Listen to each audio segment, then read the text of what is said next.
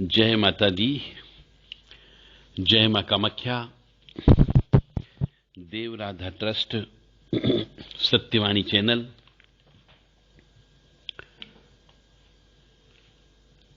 कामाख्ये वरदे देवी नीलपर्वतवासिनी त्वं देवी जगत्माता योनि मुद्रे नमस्तुते।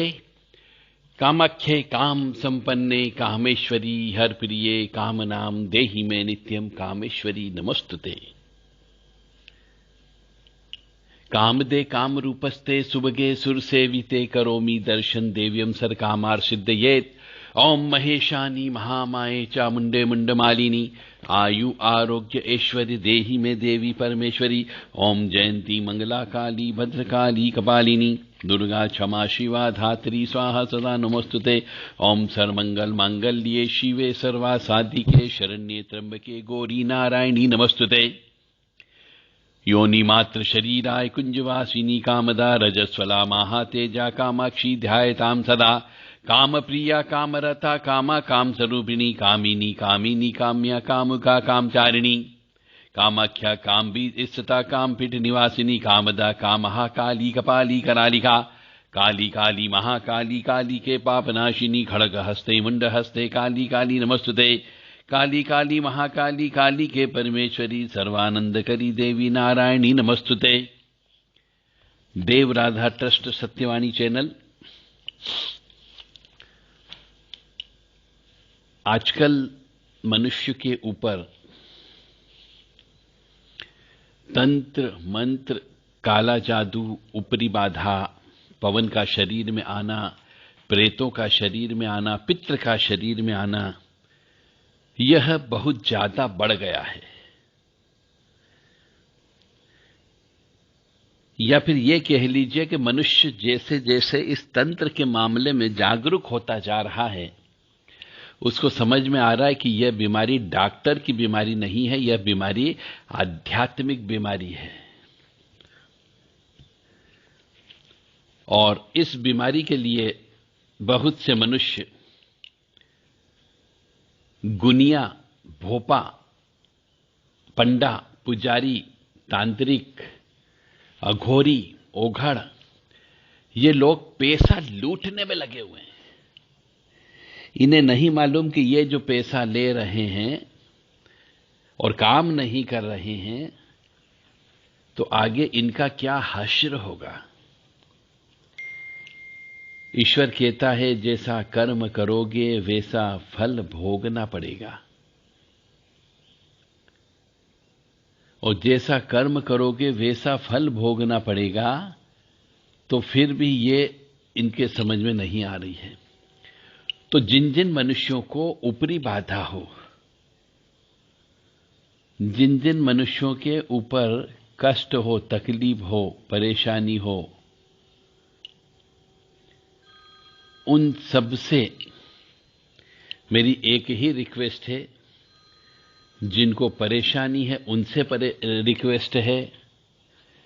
जिनके शरीर में ऊपरी बाधा आ रही हो, तंत्र बाधा हो गई हो, खिलाई पिलाई हो गई हो, डॉक्टरी रिपोर्ट में कुछ नहीं आता हो, अलग अलग जगह दर्द रहता हो, सिर के पीछे की तरफ भारीपन रहता हो, कान में भी सुरूर सुरूर या किसी के बोलने की आवाज आती हो, नींद अच्छी नहीं आती हो, शरीर में बुरी आत्मा आती हो, काली आत्मा दिखती हो, बाडी पूजा करते समय हिलने लगती हो, नाभि में तकलीफ होने लगती हो, तो मान करके चले ये ऊपरी बाधा है। और ये ऐसा जब भी किसी को तकलीफ हो तो आप फोन पर ही सोचते हो कि आपका इलाज हो जाए, तो फोन पर इलाज नहीं हो सकता है। और कोई व्यक्ति आपसे ये कहता है कि हम फोन पे इलाज कर देंगे, इतने पैसे जमा करा दो, आपकी ये पूजा कर देंगे, मैं 100% गारंटी के साथ बोल सकता हूं, दूर बैठे बैठे कोई भी तांत्रिक, ओघड़, अघोरी आपकी तंत्र बाधा को नहीं निकाल सकता। आपके साथ धोखा होता है। आप धीरे धीरे पहले एक तांत्रिक के चक्कर में पड़ते हैं, फिर किसी गुनिया के चक्कर में पड़ते हैं, फिर भोपा के चक्कर में पड़ते हैं, और फिर ओघड़ अघोरियों के चक्कर में फंस जाते हैं, पैसा लुटाते जाते हैं, और आपका कुछ भी नहीं होता। जो वास्तव में काम करने वाले होते हैं उनके पास आप जा ही नहीं पाते हो।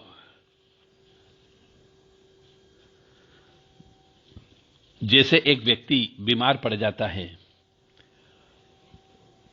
तो उसे डॉक्टर के पास जाना ही पड़ता है, डॉक्टर को चेकअप कराना पड़ता है। यदि डॉक्टर चाहेगा तो आपको ड्रिप भी लगा सकता है, इंजेक्शन भी लगा सकता है, ऑपरेशन भी कर सकता है और आपको ठीक करेगा।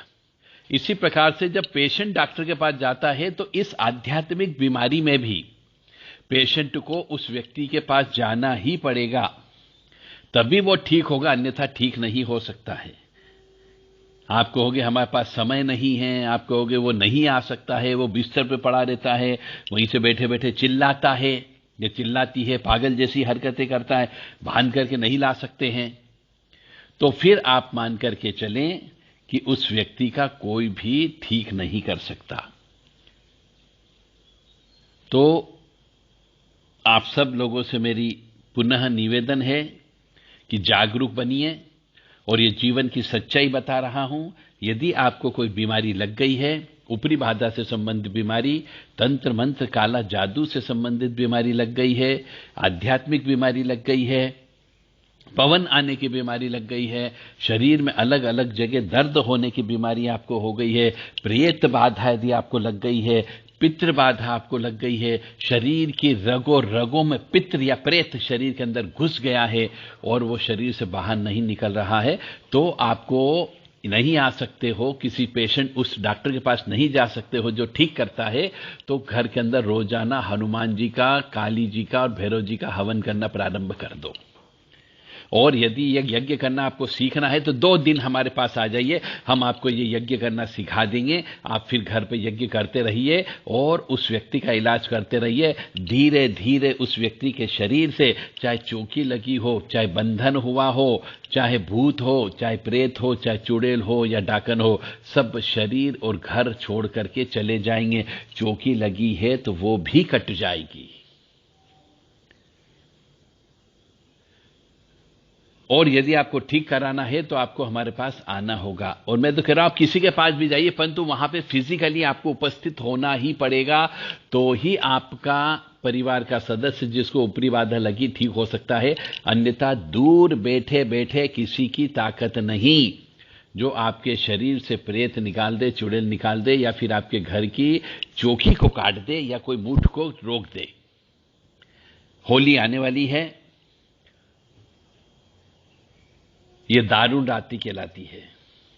इस होली पर तंत्र मंत्र काला जादू बहुत ज्यादा होता है। सजग रहिए, सुरक्षित रहिए।